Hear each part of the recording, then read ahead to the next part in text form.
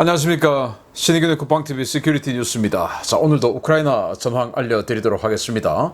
자, 우크라이나에서 지금 계속 우크라이나군이 밀어붙이고 있고, 그런데 러시아군은 제대로 전투를 하지 않고 거의 뭐 도망을 가고 있는 이런 상황이 2주째 이어지고 있답니다. 그러다 보니까 어마어마한 이 규모의 러시아군 장비들을 노획하기 시작했는데, 그 장비가 어떤 건지 어느 정도 되는지 한번 보겠고요. 그리고 지금 러시아군이 이렇게 황당하게 무너지고 있다 보니까 이 러시아군이 무너지는 구조가 있죠. 그 황당한 이런 러시아군 내부 소식도 한번 알아보도록 하겠습니다. 자, 신의균의 국방TV 구독, 알림, 좋아요 눌러주십시오. 먼저 이틀간에 있었던 전과를 보겠는데요. 지난 토요일은 200명, 일요일도 200명 추가 사살했습니다. 장비 전과는 크게 많지는 않습니다. 토요일은 전차 3대 격파, 일요일은 8대 격파, 장갑차는 토요일은 전차 11대 격파, 일요일은 17대 격파, 차량은 토요일은 21대 격파, 일요일은 7대 격파, 그리고 특수장비는 일요일 1대 격파, 야포는 토요일 4문 격파, 그리고 일요일은 3문 격파, 전투기 토요일 1대 격추, 그리고 헬리콥터는 토요일 3대 격추, 그리고 일요일은 2대 격추. 무인 항공기는 아무래도 이란에서 굉장히 많은 수량의 무인기를 가져오다 보니까 갑자기 무인기의 격추 전과가 늘어나고 있습니다. 그래서 토요일 날 무인기 3대 격추, 일요일 날 7대 격추, 그리고 순항 미사일은 토요일 날 3대 요격, 일요일 날 2발 요격 등의 전과가 있고요. 이런 전과를 바탕으로 전선 상황을 보겠는데요. 자, 우크라이나가 하르키우 각 해방지에서 전범 행위가 쏟아지고 있다라고 총참모가 밝혔는데, 지금 이 하르키우 너무나 충격적인 그런 내용들의 생매장 현장도 지금 나오고 있고, 부차, 이르핀 이 지역보다 훨씬 더 지독한 잔인한 이런 내용들이 나오고 있지 않습니까?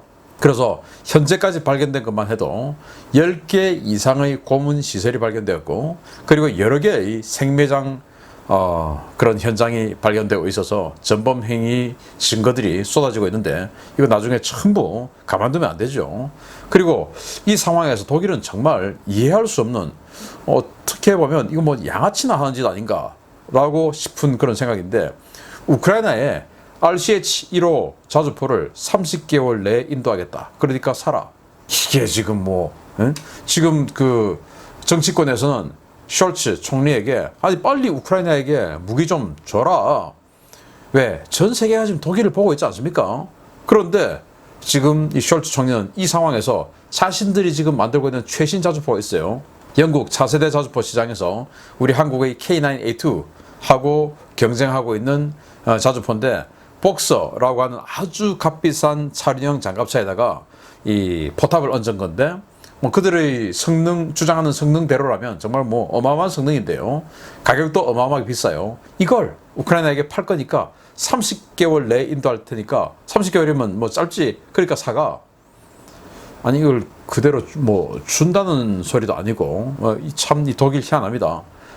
이런 상황에서 러시아는 더 희한한 짓을 했습니다. 교황청 대표단이 키우에 왔는데, 거기에 이제 교황은 오시지 않고 추기경이 대표로 왔는데, 그 버스가 왔죠. 그리고는 이제 추기경을 비롯한 일행이 버스에서 내려서 잠시 뭐를 하려고 하는데, 이 버스에 정확한 핀포인트 타격의 포격이 떨어진 거예요. 그래서 추기경이 황급하게 이제 대피를 했는데 뛰어갔다는 말이 되겠죠. 그래서 이 추기경은 내 살아생전 처음으로 이렇게 뛰어봤다 라고 인터뷰를 했을 정도로, 아니 추기경이 탄 이 교황청 버스를 왜 때립니까?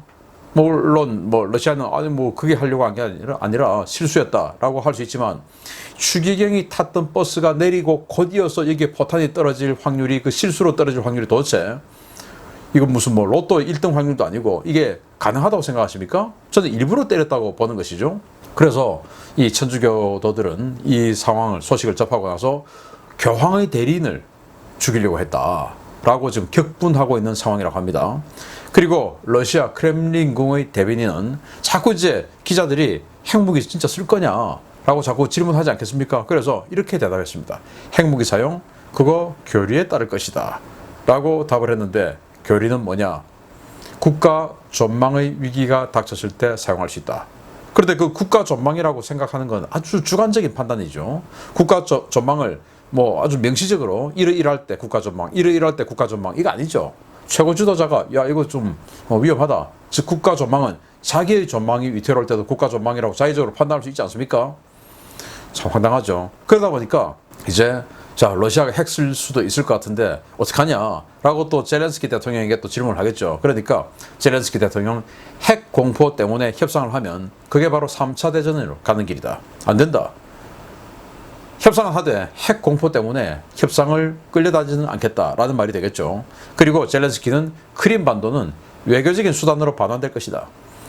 지금 이 하르키우 회복을 했죠. 이제는 헤르손, 자포리자 이 전쟁을 통해서 뺏긴 그 땅 회복하겠죠. 그리고 돈바스 지역의 그 루한스크, 도네츠크 여기 또 회복하겠죠. 그리고 그 다음은 2014년도에 뺏긴 크림반도일 텐데 그 크림반도는 그냥 쟤들이 우리에게 전쟁 안 하고도 줄 거야.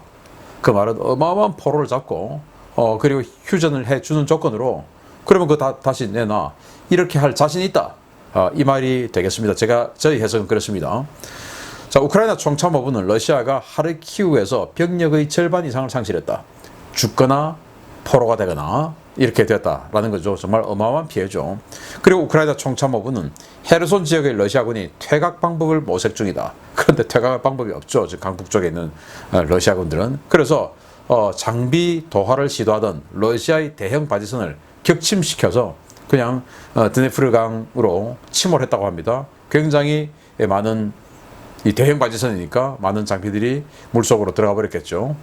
자, 루한스크 지역. 여기는 바로 반군 지역 아니겠습니까? 14년도부터 반군 조직을 결성하고 그때부터 내전을 했던 바로 그곳인데 그곳에서도 파르티잔의 활동이 급증했다. 그러니까 루한스크주라고 해서 전부 다가 러시아로 가자라고 하는 건 아니다 이거죠. 그래서 파르티잔 활동이 급증했고 그래서 루한스크 인민공화국이라고 하는 그 괴뢰 정부의 검찰총장이 폭사했답니다. 이 파르티잔들이 테러했겠죠. 그리고 미국 전쟁연구소 ISW는 러시아는 진격은 못 막으면서 무의미한 공세를 하고 있다. 바로 바흐무트, 세베로도네츠크 남쪽의 바흐무트에서 계속 지금 러시아군이 공세를 취하고 있는데 의미 없는 짓 하고 있다. 왜? 공세를 해서 밀고 들어가면 모르겠는데 계속 희생만 여기서 내고 있다. 지금 그래서 이게 크지 않은 이런 장비 손실 이런 것들이 지금 바흐무트 쪽에서 많이 나오고 있는 것이라고 합니다. 자, 이런 전선 상황을 바탕으로 주요 소식 들어갑니다. 첫 번째입니다. 높은 급여와 보너스를 주겠다는 러시아 당국의 선전에 속아 자원 입대했던 러시아군 장병들이 몇 달째 지급되지 않고 있는 월급과 SNS를 통해 전해지는 전장의 처참한 현실을 자각하고 집단으로 파병을 거부하고 있습니다. 그 수가 수천 명에 다다를 정도로 심각한 수준인데 러시아 당국이 치졸한 복수 응징을 시작했다는 소식입니다. 러시아군이 계약병 신분으로 자원 입대해서 기초 군사 훈련을 마쳤으면서도 이른바 특수군사작전 파병을 거부하고 있는 장병들의 통장을 압수해 신용불량자 도장을 찍는 치졸한 복수를 벌이고 있다고 복수의 러시아군 장병들이 SNS를 통해 전해왔습니다. 이들은 월급날이 되었지만 통장에 찍힌 것은 입금 내역이 아니라 반역자라는 도장이었다 라며 각 부대별로 도장의 형태는 다르지만 신용불량이라는 내용으로 도장을 찍고 있는 것은 다 똑같다 라며 관련 사진을 SNS에 게재했습니다. 러시아군 당국이 장병들의 급여 통장에 찍은 도장에는 배신하기 쉽다, 반역 성향 등의 문구가 적혀 있었는데요.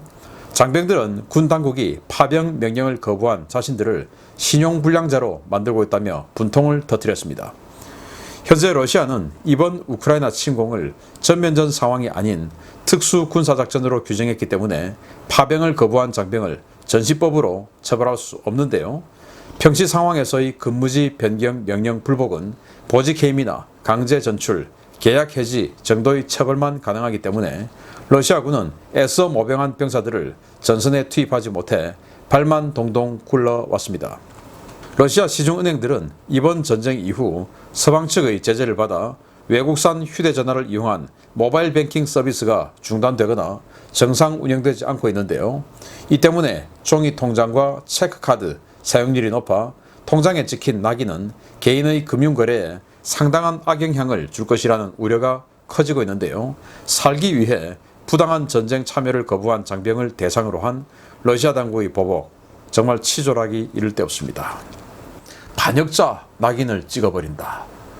한 달에 550만 원 정도 주겠다고 해놓고 돈은 주지 않고 반역자 낙인을 통장에 찍어버린다 라는 건데요. 이 동부군광구 사령부에서 이 예하 부대에게 공문을 내린 거라고 합니다. 동부군광구는 극동지역이죠. 그래서 왜 여기서 내리냐? 이 극동지역에서도 모병을 하고 또는 여기 있는 군인들을 우크라이나 전장으로 보내죠. 그런데 저는 가기 싫어요 라고 버티는 사람이 있다 이겁니다. 국가총동원령, 계엄령을 선포하면 버틸 수가 없는데 지금은 난 왜? 직업인이니까 나는 거기 전출 가기 싫어요. 이제 이렇게 버티는 사람들이 지금 그 군인들이 수천 명 정도가 되는데 그 수천 명이면 러시아로서는 지금 한 명의 병력도 아주 마당에 굉장히 치명적이죠. 그래서 이 동부군광구 부사령관 명의로 내려온 공문이라고 하는데 결국 여기다가 낙인을 찍어라. 통장에다가 낙인을 찍어라. 탈행병. 얘는 전투 미션을 거부했다. 그리고 반역 성향이 있다. 이런 낙인을 찍어라 라고 했다라는 거예요. 그래서 이 공문을 지금 러시아어인데 이걸 영어로 번역하고 다시 그 영어를 한국어로 번역한 걸 한번 낭독을 해보겠습니다. 수신 동부군광구 합동전략사령부의 각 군부대장, 특수부대장 및 지휘관들, 동부군광구 관할 지역의 군인의 개인적 책임을 확대하기 위해 나는 아래와 같이 지시한다. 1. 전투 임무를 회피하는 군인에게는 탈행병, 전투 임무 수행을 거부했다. 반역 성향이 있다. 라는 문구를 급여 문서에 도장으로 찍어라. 우크라이나, 루한스크 및 도네츠크 인민공화국 영토에 대한 특수군사작전 참여, 괄호치고 첨부 부록 지침 참고라고 되어 있고요. 2. 동부군광구 합동전략사령부 각 군부대, 특수부대, 부처 및 부서의 장은 이러한 지시를 예하부대에 이 같은 내용을 전파에 엄격하게 이행하라. 3. 이 명령의 집행 통제는 동부군광구 합동전략사령부 인사참모에게 위임한다. 이렇게 공문을 아까 그렇게 내려보냈어요. 그게 이제 이거죠. 그렇게 해서 실제 군인들의 통장에 이런 반역자, 탈행병, 전투거부, 그리고 얘는 반역 성향이 있다. 이런 도장을 찍어버린다는 거예요. 지금 온라인 거래가 중단이 되어 있죠. 러시아 같은 경우는. 그래서 예를 들어서 애플 같은 경우도 3월 달부터 러시아 지역 내에서 이 금융 관련한 업그레이드를 안 해주고 있어요. 아마 그건 애플뿐만 아니고 안드로이드 폰도 마찬가지일 겁니다. 미국이 그렇게 하라고 할 테니까. 그러면 업그레이드를 못 해주면 금융 거래 안 되죠. 어플, 예를 들어 은행 어플들 다 있지 않습니까? 그러면 결국 통장 들고 직접 찾아야 되는데 거기에 이렇게 얘는 탈행병이다. 그리고 반역 성향이 있다. 이렇게 낙인을 찍으라는 겁니다. 어떻게든 부끄럽게 만들어서 자, 이런 낙인을 찍고 살 바에야 내가 가겠다라고 결심하게끔 만들어라 이겁니다. 정말 이게 나라냐라는 생각이 드는데요. 두 번째는 더 황당합니다. 지휘관들, 야, 이렇게 지휘하고 싶겠습니까? 보겠습니다. 극심한 병력 부족 문제를 겪고 있는 러시아가 수단과 방법을 가리지 않고 병력 자원을 끌어모아 전선에 보내고 있는 가운데 전선에서는 이미 이로 인한 부작용들이 하나둘 고개를 들기 시작했습니다. 군 기강 회의는 기본이고 전투 장비 조작조차 제대로 하지 못하는 병사들로 인한 비전투 손실이 급증하고 있다는 소식입니다. 러시아가 빠르게 붕괴되고 있는 동부전선의 방어선 붕괴를 막기 위해 급거 모집한 자원병들과 죄수들을 전선에 투입하기 시작했으며 기초 군사훈련조차 제대로 못 받은 이들 병력에 의한 비전투 손실이 급증하고 있다고 복수의 오신트 소식통이 현지 시각 9월 18일 리포트했습니다.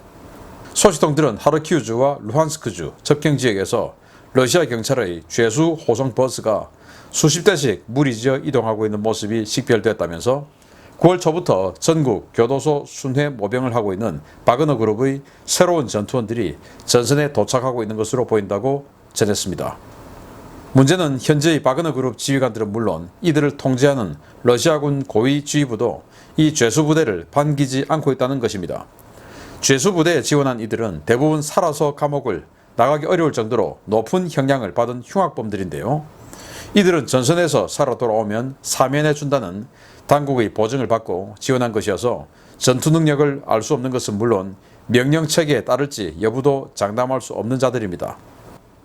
이미 전선에서는 훈련 없이 투입된 자원병들과 죄수 부대원들에 대한 사건 사고 보고가 빗발치고 있습니다. 이들은 걸핏하면 상관에게 대들며 명령에 불복하는 것은 기본이고 자신들에게 주어진 무기조차 제대로 사용하지 못해 일선 지휘관들을 애먹이고 있습니다. 특히 공용화기 운용병들로 배치된 자들은 사용탄이 전혀 다른 PKM 기관총과 RPD 기관총에 억지로 탄을 끼워 쏘려다가 총기를 망가뜨리거나 총기 오발을 일으키기 일쑤이고 후방 안전 확인도 없이 대전차 로켓을 사용했다가 자신은 물론 동료들까지 죽음으로 몰아넣는 일이 속출하고 있습니다. 러시아군과 바그너 그룹 현장 지휘관들은 기초적인 무기 운용법도 모르고 전선에 배치된 이들의 비전문성과 폭력성, 명령에 불복하지 않는 사나운 기질이 득보다 해악을 가져올 것이라고 우려하고 있는데요. 차라리 없는 것이 나았을 이 패급 병사들로 채워진 러시아군 방어선, 과연 얼마나 유지될지 지켜봐야 하겠습니다. 자, 죄수부대 바그너 그룹에서 모병하러 갔죠. 그래서 이게 지금 죄수부대 호송 트럭들이라고 합니다. 지금 이 영상 이제 캡처한 건데 이 영상에 찍힌 것만 해도 이 차가 12대가 지금 지나갔습니다. 그러면은 이 한 트럭에 뭐 한 20-30명 앉아있다고 보면 거의 뭐 한 개 대대분의 이 병력, 죄수들이 지금 전선으로 가는 건데, 아니 지금 이 죄수들이 지금 가서 뭐 하겠습니까? 여러분들이 지휘관이면 정말 흉악범들, 그러니까 살아서는 교도소를 출소하지 못할 정도의 흉악범인데 그럴 바에 내가 가서 한번 여기서 희망을 한번 걸어보자 하고는 지금 이 전선으로 나오고 있는 흉악범들이 여러분 예하에 만약에 배치된다, 그거 받고 싶겠습니까? 근데 실제로 얘들이 와가지고 이건 뭐 이미 죽은 목숨이니까 얘들은 명령도 안 듣고 뭐 항명 뭐 또는 대들기 일수고, 그리고 그런 상황에서 전투력이라도 높으면, 흉악범이라고 해서 전투력이 높다 그건 아니죠.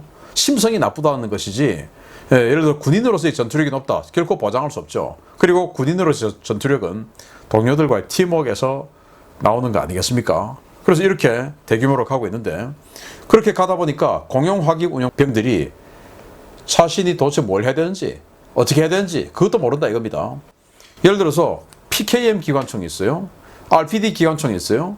둘 다 7.62mm. 자, 그러면 7.62mm 알았어 끼우자. 야, 안 들어가 막 집어넣어. 그러면 되냐? 안 된다 이겁니다. 그런데 이렇게 해서 화기를 망가뜨리고 하는 일이 비일비재하게 벌어진다는 겁니다. 예를 들어서 이 PKM 기관총 같은 경우는 7.62mm 탄은 맞는데 54, 즉 이 길이가 5.4cm예요. 모신 나강 소총에 들어가는 바로 그 탄이 여기 들어가죠. 그리고 이 RPD 이 기관총 같은 경우는 이제 분대 지원하기인데 우리가 지금 K3 같은 거죠. 여기는 7.62mm는 맞는데 여기는 3구탄, 즉 이 길이가 3.9cm짜리, 그러니까 AK-47에 들어가는 바로 그 탄이 들어가요. 그런데 뭐 이 7.62mm 똑같다고 여기다 집어넣고 그냥 하다가 약실 다 망가뜨리고, 자, 그리고 이제 분명히 후폭풍이 있으니까 RPG-7이나 또는 뭐 이런 대전차 로켓 쏠 때 뒤에 또는 이 전방 후방 몇 도로 아군이 있어서는 안 된다, 이런 교육을 받아야 되는데 그냥 저기 온다 쏘자, 뒤에 동료가 있는데도 쏴버리고 후폭풍으로 동료는 죽고, 이런 게 지금 비일비재하다고 합니다. 그래서 잘못했다고 야단치면 대들고 흉악범들이니까 정말 이렇게 무너지고 있는 러시아군인데, 정말 놀랍게도 그러다 보니까 우크라이나군에게는 러시아군이 거의 랜드리스법, 그러니까 뭐 미국이 무기 어마어마하게 대주듯이 그 랜드리스를 해주는 그런 고마운 존재인 것 같다라는 거죠. 보겠습니다. 동부전선의 러시아군 상태가 알려진 것보다 정말 심각한 수준인 것 같습니다. 극히 일부 지역의 부대를 제외하면 대부분 싸워보지도 않고 무기를 버리고 도주하고 있는데, 덕분에 우크라이나군이 지난 2주간 9개 기계화 예단을 무장시킬 수 있는 만한 엄청난 양의 무기를 노획했다는 소식입니다. 9월 초부터 시작된 우크라이나군의 공세는 9월 셋째 주까지 계속되고 있으며, 지난 9월 9일 이지움 전선에서 노획한 장비들과 별개로 9월 셋째 주에 하르키우 전선에서 노획한 전리품 규모가 1개 기계화 예단을 만들 수 있을 정도의 양이라고 유로마이단 프레스가 현지 시각 9월 18일 보도했습니다. 우크라이나군은 지난주 쿠판스크를 탈환하고 오스킬강을 건너 하르키우주를 대부분 탈환했는데요. 쿠판스크와 오스킬강 인근에서 노획한 장비의 양이 한 개 기계와 예단을 신규 편성할 수 있을 정도의 양이어서 노획품 처리가 전투보다 더 큰 업무가 되었다고 소식통들은 전하고 있습니다. 우크라이나군이 쿠판스크 일대에서 지난 한 주간 노획한 장비는 T-72와 T-80 계열 전차 71대, BMP-2와 MTLB, BTR-80 등 장갑차 161대, 2S3와 2S19 등 자주포 47문, 토르 등 방공 시스템 3기와 각종 특수장비 31기 등으로 집계되고 있습니다. 이는 9월 9일까지 이즈움에서 노획한 전차 457대, 장갑차 1380대, 자주포 및 견인포 54문, 방공 시스템 20기, 특수장비 31기 등의 노획품과는 별개의 양인데요. 이들을 종합하면 우크라이나군은 지난 2주간 동부전선에서만 528대의 전차와 1541대의 장갑차를 노획했다는 말이 됩니다. 우크라이나군은 이번에 노획된 장비 대부분이 제1근위 전차군의 T-72B3 계열과 T-80U 등 비교적 신형 장비인 것에 주목하고 있습니다. 이들 장비는 우크라이나군이 이미 대량으로 운용 중이기 때문에 기존 전투부대의 손실 보충용으로 곧바로 투입될 수 있고 전차병 교육과 군수지원도 용이해 우크라이나군이 가장 선호하는 노획 장비들로 알려져 있습니다. 우크라이나군 전차 예단은 160여 대, 기교 예단은 58대의 전차와 3개 장갑차 대대를 보유하고 있기 때문에 지난 2주간 노획한 노획 장비들은 9개 기계와 예단을 꾸릴 수 있는 엄청난 양인데요. 우크라이나 현지인들이 러시안 랜드리스라고 조롱하는 이 엄청난 양의 노획물들 덕분에 오는 10월 라스푸티차가 오기 전에 우크라이나군 공세가 더욱 탄력을 받을 수 있을 것으로 보입니다. 이렇게 정말 멀쩡한 거 이거 그냥 놔두고 간 거죠. 이거 T-80BV 상당히 괜찮은 전차인데 이런 거 그냥 놔두고 가는 겁니다. 그게 9개 기계와 예단을 중무장시킬 수 있는 것, 지금 당장 쓸 수 있는 것만 하더라도 9개 기계와 예단이면 얼마나 대단한 전력입니까? 그래서 이렇게 어떤 명예심이나 또 애국심, 사명감 이런 거 전혀 없이 싸우는 러시아인들과 정말 우리 조국을 지켜야 되겠다라고 하는 이런 애국심에 똘똘 뭉쳐 싸우는 우크라이나인들이 싸웠을 때 누가 이겼냐? 그리고 뒤에서 미국을 비롯한 서방세가 이렇게 끝도 없이 도와주고 이길 때까지 도와주겠다는 거 아니겠습니까? 그렇게 미국과 서방세계가 도와주는 것도 모자라 러시아가 이렇게 또 추가로 그만큼 또 더 도와주고 있으니 진리가 없다라는 건데요. 지금 전투가 조금 소강 상태이긴 하지만 계속 여러분들께 이런 세세한 소식까지 전달해 드리도록 하겠습니다. 마치겠습니다. 감사합니다.